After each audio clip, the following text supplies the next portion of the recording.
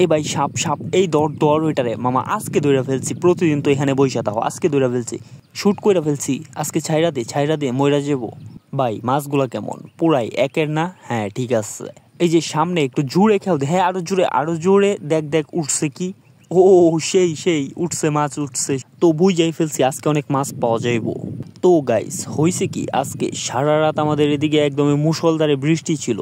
And বৃষ্টির কারণে হাওরের জমিগুলোতে আসছে হচ্ছে নতুন পানি, আর এই নতুন পানিতে অনেক মাছ পাওয়া যায়। তাই আজকে আমরা শখ করে গেছি হচ্ছে মাছ ধরার জন্য। শুধু আমরা একা যাই নাই, বাড়িতে যেই কচি কাঁচা বাচ্চা ছিল ওইগুলোও আমাদের সাথে সাথে গেছে হচ্ছে বিলে মাছ দেখার জন্য যে আমরা কি মাছ ধরতে পারি। এন্ড একজন তো ছোট একটা জালি দিয়ে মানে মাছ ধরা ট্রাই করতেছে। আমি বুঝতেছি না এই জালিতে কি মাছ উঠবো।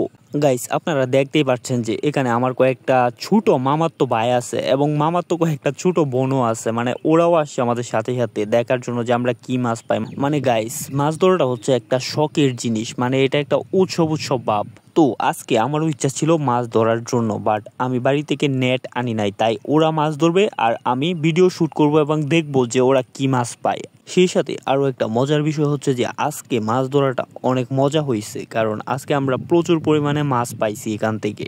তো গাইস আজকের ভিডিওটা খুবই স্পেশাল, তাই ভিডিওটি শেষ পর্যন্ত অবশ্যই দেখবেন। সেই সাথে যারা এখনো আমাদের এই চ্যানেলটিকে সাবস্ক্রাইব করেন নাই তারা অবশ্যই সাবস্ক্রাইব করে রাখেন, কারণ ইন ফিউচারে আমরা আপনাদের জন্য আরো ইন্টারেস্টিং অনেক ভিডিও নিয়ে আসতে চলেছি। যাই হোক, আমরা অনেক অল্প পানির মধ্যে নেট দিয়ে এক একটা খেয়াও দিতেছি এবং প্রচুর মাছ উঠতেছিল। এই মাছগুলা হচ্ছে একদমই দেশি মাছ, আর এগুলো আপনি কিনতেও কম পাবেন। এই মাছগুলা তারাই খাইতে পারে, মানে যারা হাওড়ে এসে মাছ টাছ ধরতে পারে তারাই খাইতে পারে। বাজারে তো এগুলা কিনতে পাওয়া যায় না। সাধারণত বাজারে যেগুলো পাওয়া যায় সেগুলো হচ্ছে চাষের মাছ। নেট দিয়ে প্রত্যেকটা খেয়াও দেওয়া হইতাছে, আর বৃষ্টির কারণে একদমই কালারফুল পুঁটি মাছ উঠতেছে। এই মাছগুলার কালার খুবই সুন্দর, মানে বৃষ্টি আসলে এই মাছের কালার সুন্দর হয়ে যায়। মানে দেখতেই পারতেছেন একদমই ছোট বাচ্চারাও মাছ ধরতে আসছে, মানে ওরাও ভালো মাছ ধরতেছে। এবং আরেকটা মজার ব্যাপার হচ্ছে যে আমাদের জালে যতগুলা মাছ উঠতেছে তাদের জালে কিন্তু ততগুলা মাছ উঠতেছে না। এর কারণ হচ্ছে পানিতে যখন এই জালটা খেয়াও দেওয়া হবে তখন এই জালটাকে অনেক স্পিডে সামনের দিকে ঠেলে নিয়ে যেতে হবে।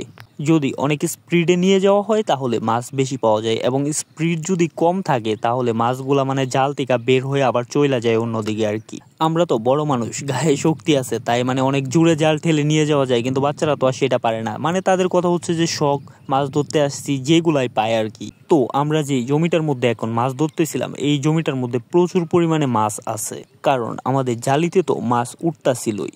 তাছাড়া যখন আমরা এই জমির উপর দিয়ে হাঁটতেছিলাম আমাদের পায়ের মধ্যেও প্রচুর মাছ লাগতেছিল, মানে এগুলো বাড়ি দিয়ে আবার চলে যাইতেছিল।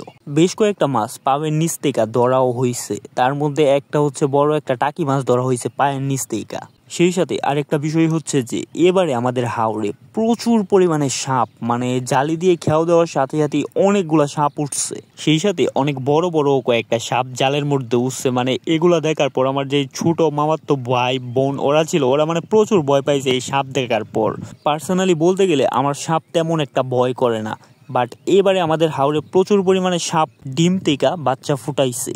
বড় সাপ একটু কম দেখা যায়, বাট ছোট সাপ প্রচুর পরিমাণে সাপ উঠছে জালে। তো যাই হোক, আজকের এই ভিডিওটা আর বেশি লম্বা করব না, কারণ এটা এমনি অলরেডি অনেক লম্বা হয়ে গেছে। আর আপনারা যদি পরবর্তী টাইমে এরকম আরো ইন্টারেস্টিং ভিডিও দেখতে চান তাহলে অবশ্যই আমাদের চ্যানেলটিকে সাবস্ক্রাইব করতে হবে। তবেই আমি পরবর্তী সময় আপনাদের জন্য আরো ইন্টারেস্টিং ভিডিও নিয়ে আসবো সামনে। তাই আমি আপনাদের কাছ থেকে প্রচুর সাপোর্টের আশা করছি, মানে সাপোর্ট করেন, প্রচুর সাপোর্ট করেন, সেই সাথে সাবস্ক্রাইব করেন।